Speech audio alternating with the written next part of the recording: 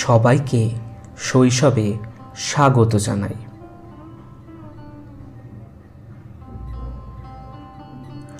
পরিচয়ের দ্বারা পাওয়া কাজ কিছু সময়ের জন্যেই থাকে, কিন্তু কাজ থেকে প্রাপ্ত পরিচয় সারা জীবন থাকে।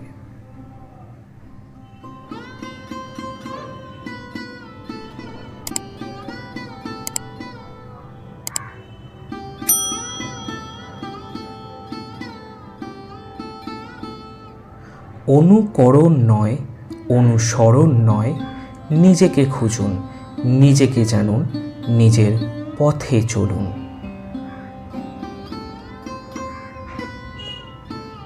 সত্যি বলতে এখানে ভাগ্য বলে কিছুই নেই।